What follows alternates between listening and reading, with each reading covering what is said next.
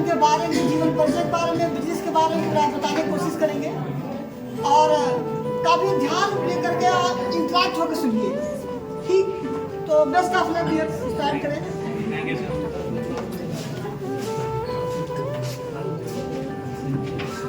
यहाँ पर उपस्थित हमारे अध्यापकगण एवं हमारे आए हुए इस सेमिनार में अतिथि के रूप में आए हुए हमारे प्रिय साथियों का मैं अभिवादन एवं अभिनंदन करता हूँ।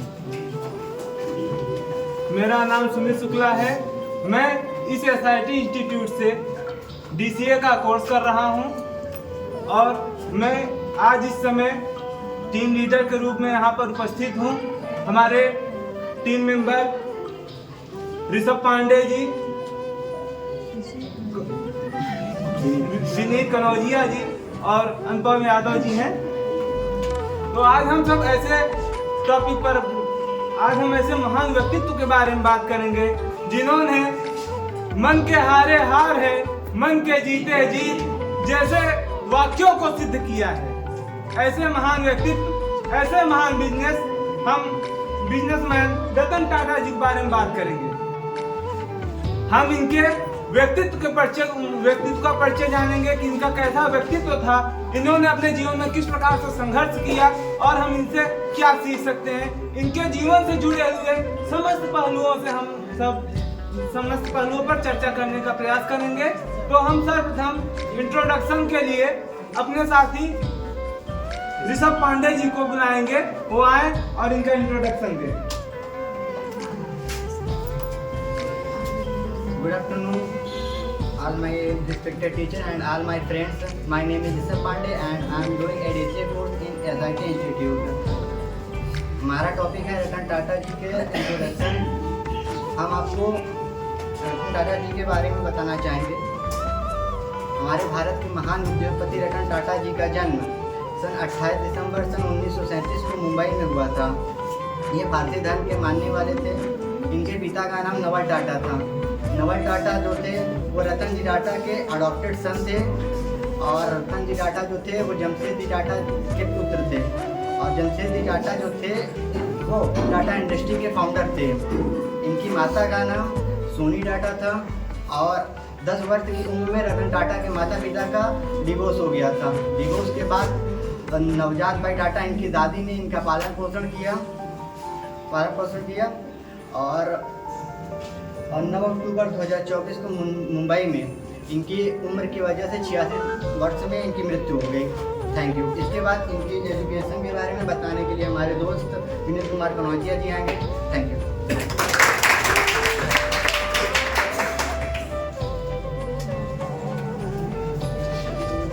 Good afternoon my respected teachers and my dear all friends. मेरा नाम विनीत कुमार कनौजिया है। मैं SIT इंस्टीट्यूट से DCA का कोर्स कर रहा हूँ। जैसा कि अभी आपको हमारे मेंबर्स ऋषभ पांडे जी ने बताया था, इनके जन्म से लेके इनके मम्मी पापा के बारे में और इनके दादी के बारे में। तो आइए उसी तरह से हम जानते हैं कि इनकी शिक्षा में और इनकी शिक्षा दीक्षा के रेख देख में किसने इनके बहुत कॉन्फिडेंस के साथ इनकी दादी ने इन्हें पढ़ाया लिखाया, किस वक्त से ये गुजरे थे उस समय, और इनके पढ़ाई के बारे में बात करेंगे। तो इन्होंने अपने पढ़ाई का सबसे पहला प्राइमरी एजुकेशन इन्होंने Campion school and Cathedral John Connon school से इन्होंने अपनी प्रारंभिक शिक्षा प्राप्त की। इसके बाद इन्होंने हायर एजुकेशन कर्नेल विश्वविद्यालय अमेरिका से इन्होंने वास्तुकला का डिग्री प्राप्त किया। इसके बाद इन्होंने Harvard business and advance management का प्रोग्राम पूरा किया। इन्होंने अपने लाइफ में बहुत स्ट्रगल किया, इसलिए रतन टाटा सर अपने करियर की शुरुआत इन्होंने अपना पहला कदम बिजनेस में रखा था सन 1961 में। इन्होंने टाटा ग्रुप को 1961 में ज्वाइन किया था।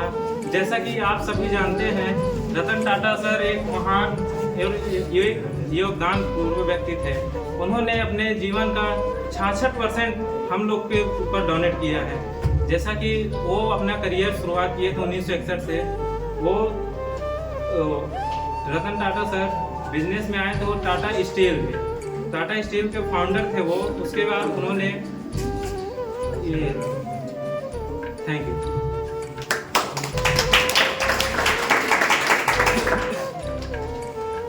प्रकार हमारे साथी विनीत ने बताया कि इनके एजुकेशन बारे में एक सूक्त है, विद्या ददाति विनयम, अर्थात विद्या विनम्रता प्रदान करती, जो कि इनके व्यक्तित्व पर बहुत साफ साफ दिखाई देता, हमेशा झलकता रहता था।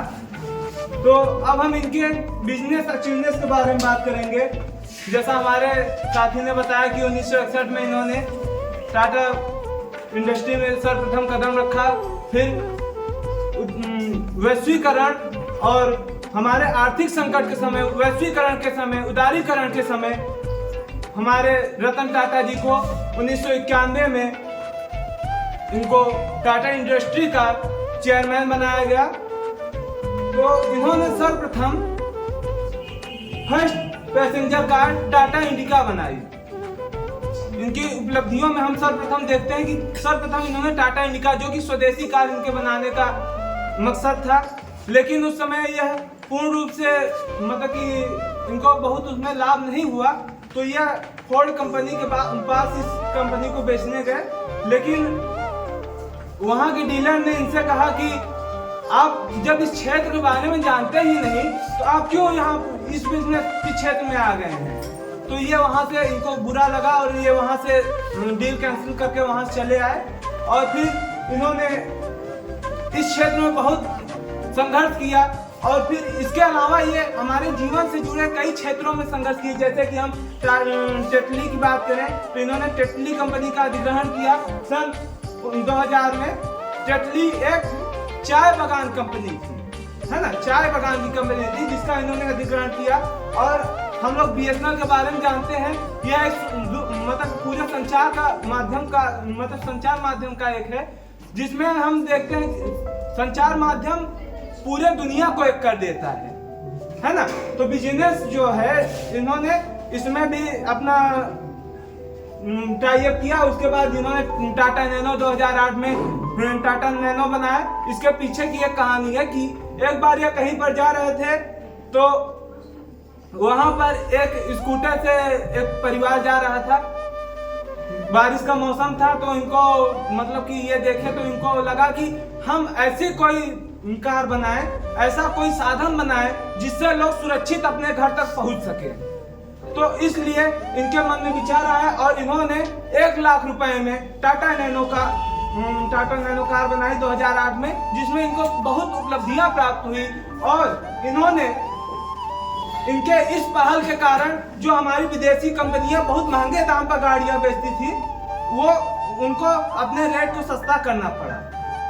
और फिर इन्होंने जो खामोशी से ये जो चले आए थे वहां से, उनके क्वेश्चन का आंसर यह जगुआर और लैंड रोवर कंपनी का अधिग्रहण करके दिया 2008 में। इन्होंने 2008 में जगुआर और लैंड रोवर कंपनी का अधिग्रहण किया, है ना।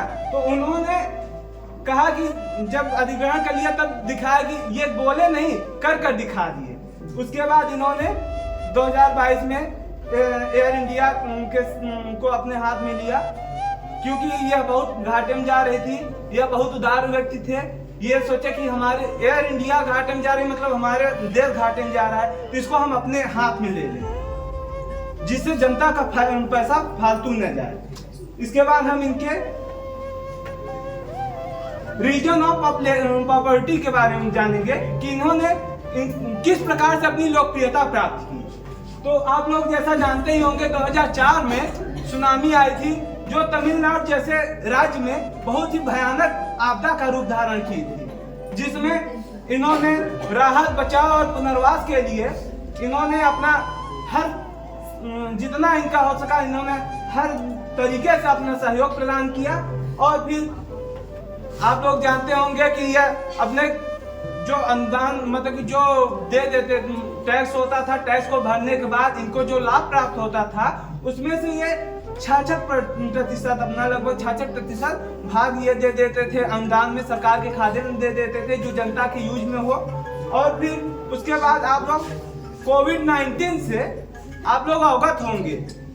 कोविड-19 का ऐसा दौर था जिस समय मतलब कि एक अपना भारत देश बहुत आर्थिक संकट में पड़ गया था। इन्होंने लगभग 1500 करोड़ रुपए दान दिया। और जिस समय ऑक्सीजन नहीं था तो तो ऑक्सीजन नहीं था, तो इन्होंने ऑक्सीजन प्लांट लगवाया और लोगों तक ऑक्सीजन मुहैया करवाया। उस समय एम्प्लॉय को निकाल छटनी की जाती थी, उनका सैलरी काटा जाता था, लेकिन इन्होंने कहा कि हमारे एम्प्लॉय की सैलरी हम नहीं काटेंगे, क्योंकि हमारे एम्प्लॉय हमारे परिवार हैं, हमारा भारत हमारा परिवार है, हमारा भारत का समाज हमारा परिवार है। और हम इनके 2008 में इनके ताज होटल पर जो हमला हुआ था उसके बारे में हम सब भी अवगत होंगे। 2008 में जब टेररिस्ट अटैक हुआ तो इन्होंने वहां पर फंसे जितने भी लोग थे उस क्षेत्र में, उनको, उनके परिवार को, उनके लिए जितना जो भी आवश्यकता हुई इन्होंने उनका हर सतत प्रयास किया। और इसके बाद हम इनके संघर्ष के बारे में हम बुलाएंगे अपने साथी अनुपम यादव जी को, आए और इनके लाइफ स्ट्रगल के बारे में बताएं।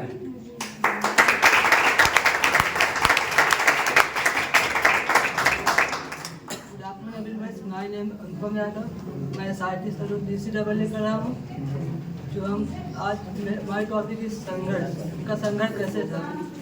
जीवन में आगे बढ़ने के लिए उतार चढ़ाव महत्वपूर्ण है, क्योंकि आज सीधी एक सीधी रेखा है, इसका मतलब है कि हम जीवित नहीं। धन्यवाद।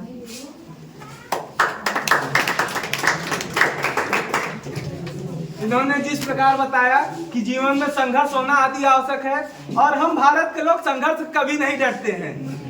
संघर्ष जब आता है हम लोग डटकर उसका मुकाबला करने के लिए हमेशा तैयार रहते हैं। इसलिए हम एक आपको पंक्ति आपके सामने पेश करना चाहते हैं।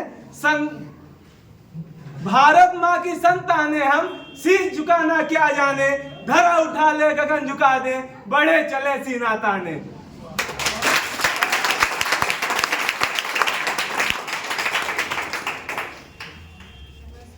इसके बाद हम इनके व्यक्तित्व के बारे में जानेंगे। व्यक्तित्व का मतलब क्या होता है। व्यक्तित्व दो शब्दों से, व्यक्ति और तत्व। व्यक्ति के अंदर जो तत्व होता है वही है व्यक्तित्व। व्यक्ति के अंदर जो गुण है वही व्यक्तित्व है। इनके व्यक्तित्व में अगर हम देखेंगे तो इनके अंदर नैतिकता की भावना थी। नैतिकता का अर्थ होता है जहां पर हम अपने विचार और सोच से, जिसमें हम सही और गलत का निर्धारण अगर कर लेते हैं तो वो व्यक्तित्व पूर्ण व्यक्ति होता है। और इनके और गुण में देखेंगे तो सार्वजनिक सेवा के प्रति इनका समर्पण भाव और कमजोर वर्गों के प्रति सहानुभूति, सत्यनिष्ठा, सहिष्णुता और संवेदनशीलता और सामाजिक या मानव मूल्य का अर्थ होता है कि जहां पर दया, करुणा, त्याग और न्याय ये सभी होते हैं, वहां पर सामाजिक या मानव मूल्य होता है ना। तो हम इनके व्यक्तित्व को देखते हैं। अब हम इनके व्यक्तित्व से क्या सीख सकते हैं, आइए हम उस पर चर्चा करते हैं। हम सर्वप्रथम इनके व्यक्तित्व से सिंपलनेस सीख सकते हैं, यानी कि सादगी। यह बहुत ही साधारण थे। अब साधारण व्यक्ति कैसे हो सकता है। साधारण व्यक्ति होता है अपने विचारों से। अगर किसी का विचार अच्छा है तो वो अच्छा व्यक्ति बन सकता है। ये बाहरी दिखावे से कोई नहीं होता। अगर वो विचार अच्छा कर लेता है तो वो सिंपलनेस आ जाती है। उसके बाद हम कहें कि राष्ट्रपति जितनी क्षमता हो, क्षमता अनुसार राष्ट्रपति समर्पण भाव हमको होना चाहिए, राष्ट्रपति सेवा करनी चाहिए। उसके बाद हम देख सकते हैं धैर्यता के बारे में। धैर्यता यानी कि धैर्य होना चाहिए। इनकी धैर्यता से हम यह सीख सकते हैं धैर्य होना चाहिए। धैर्य क्या होता है। धैर्य हर एक कठिन परिस्थितियों में हमको, जो धैर्यवान होता है हर एक कठिन परिस्थितियों का हंसते हंसते मुकाबला कर जाता है, क्योंकि संघर्ष जिंदगी है, लड़ना इसे पड़ेगा, जो लड़ नहीं सकेगा आगे नहीं बढ़ेगा।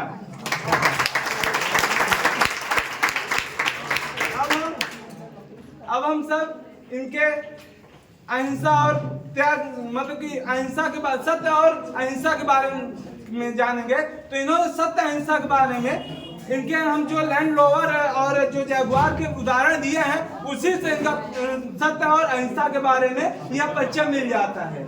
और उसके बाद हम इनके जमीनी स्तर के जुड़ाव को हम देख सकते हैं।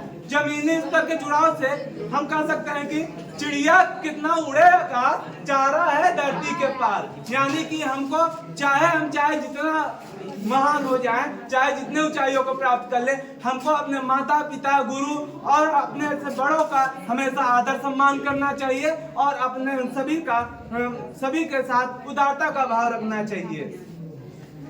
इसी के साथ हम अपनी बातों को विराम देते हैं। हम सर्वप्रथम अपने SRT इंस्टीट्यूट के प्रबंधक माननीय खुर्शीद सर को मैं धन्यवाद देना चाहता हूं, जिन्होंने आज हम लोगों को यह अवसर प्रदान किया कि हम सब यहाँ पर एकत्रित होकर यहाँ पर अपने प्रेजेंटेशन के माध्यम से हम सब अपने प्रतिभा का प्रदर्शन कर पा रहे हैं। धन्यवाद।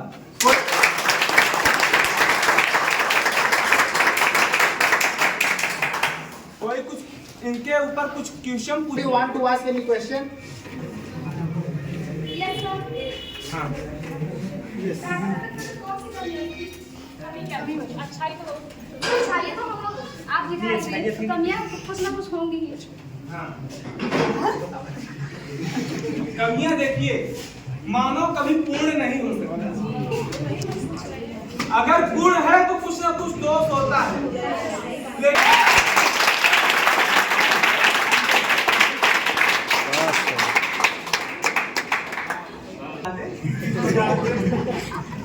हम देख सकते हैं कि इन्होंने जो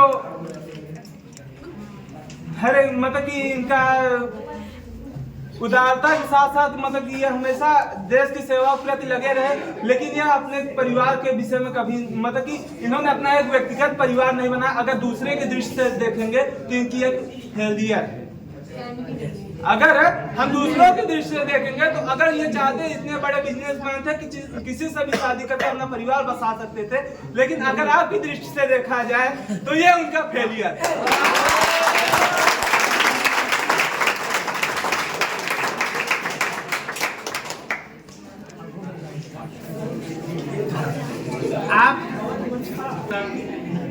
सर इनकी सहनशीलता और सर इनके जैसा उदार व्यक्ति, उदार विचार की तरफ बनना सर हमारे लिए बहुत ही मुश्किल का प्रेरणा का काम होगा। लेकिन सर अगर लाइफ में कभी मौके मिलेगा तो सर करेंगे जरूर।